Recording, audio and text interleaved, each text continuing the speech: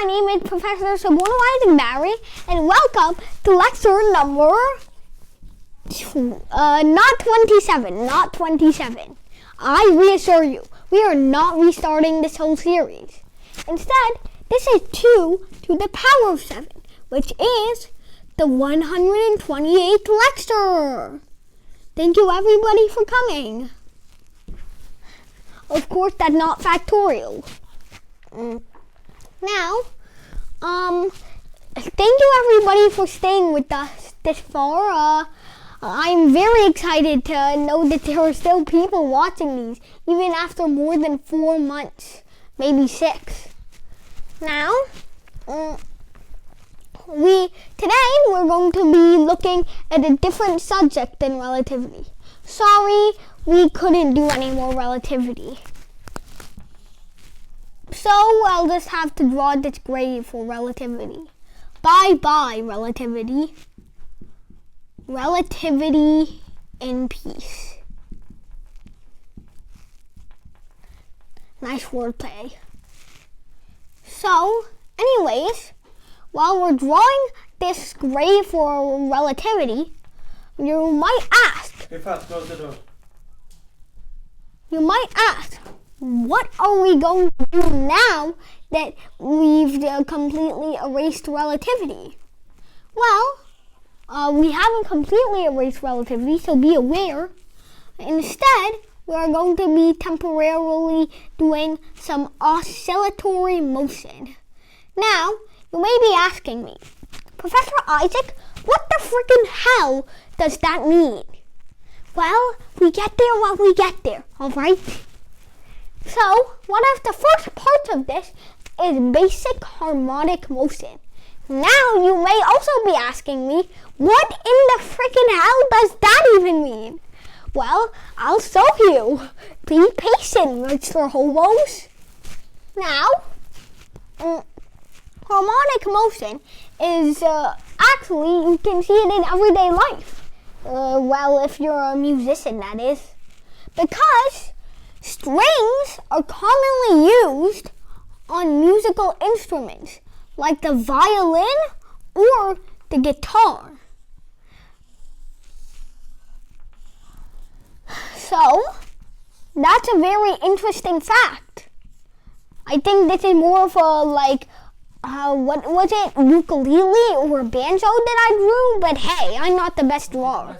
I'm not the best musician either. Of the life.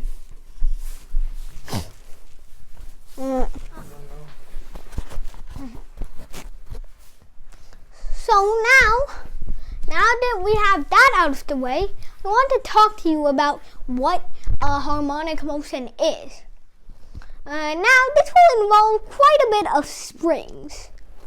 Say that you have a spring. Oh yeah, let's assume there's zero gravity as well, and that the spring is just being held in equilibrium. Don't ask how we're floating in air and just stretching this, okay? Okay? We'll get to those questions later.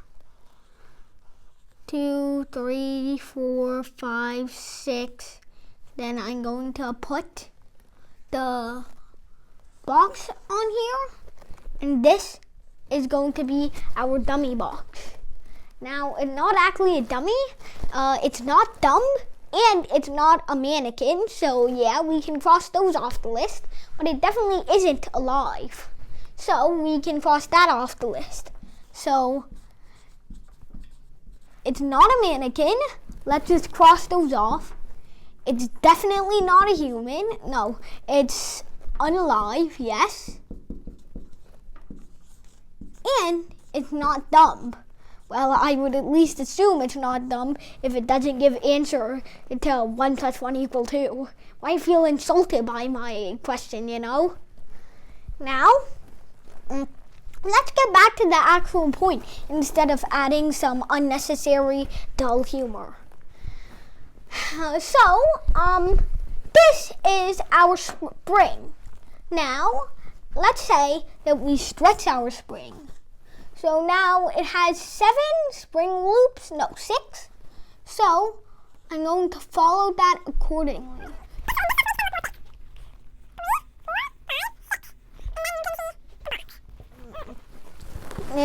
you can see the box here, over here. Our non-dumb, non-mannequin box. Okay. So now, what happens after you stretch it? Now, we'd probably need gravity for this moment. No, we don't need it. Because the basic nature of springs actually makes it like this. So, this would snap back, and this would try to snap back into its equilibrium phase, which would be right over here if I'm calculating the center of mass correct. However, since it's been stretched, the force, the energy, the tension it has overshoots it for it and ends up compressed. However, this is not where it wants to be. And with all the energy that's still stuck in there, there's potential energy here, and I think there's kinetic energy here. It gets all converted. 5, 6. And as you can obviously see, this is nowhere near what we actually have as our, equilibrium state. And now, we can actually graph this behavior.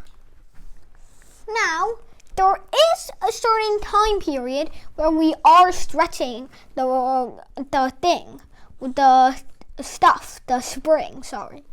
Don't have a way with words. I'm not Shakespeare, okay? Shakespeare died 200 years ago. So now, let's say that we have X on this axis and T on this axis, and then it snaps back into this place, its place, but it overshot, and then the cycle. This takes a time C that we can basically ignore, so we can just say bye-bye. So now, X, T. Now, it will, if you're stretching it, it will compress in the next and vice versa. Okay. So, it will look kind of like this. Now, before I continue the lecture, I want to give you a few facts, a few, vocabulary about waves, if you don't know them, or a newbie to them. I will, okay, I'll keep my promises. Maybe I will, or maybe I won't. I don't have a way with time. I don't have the time stone, okay? 5 minutes. Now, this is called a trough. Not to be confused with the losing Republican candidate.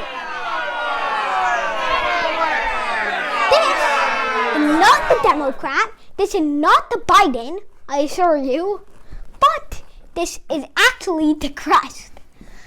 Now, I assure you also that this is not the toothpaste.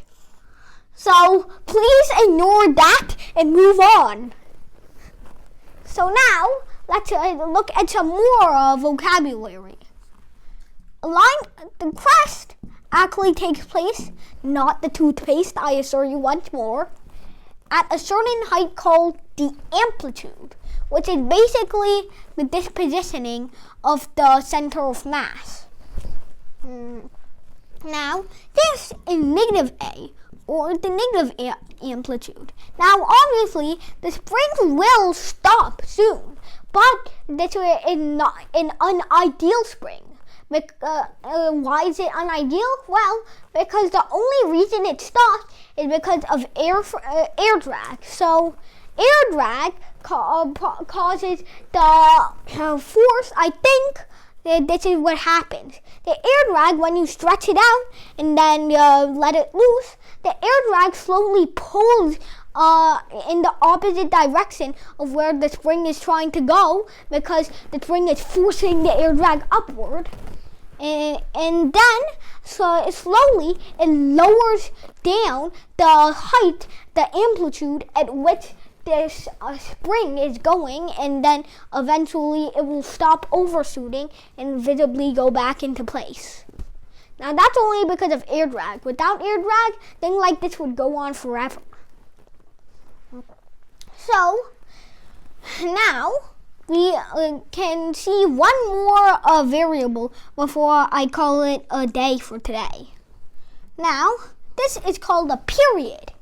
It's basically the time for something to go through one cycle. So, it takes this time to go through one cycle. Then, this is This is one cycle. This is t over 2.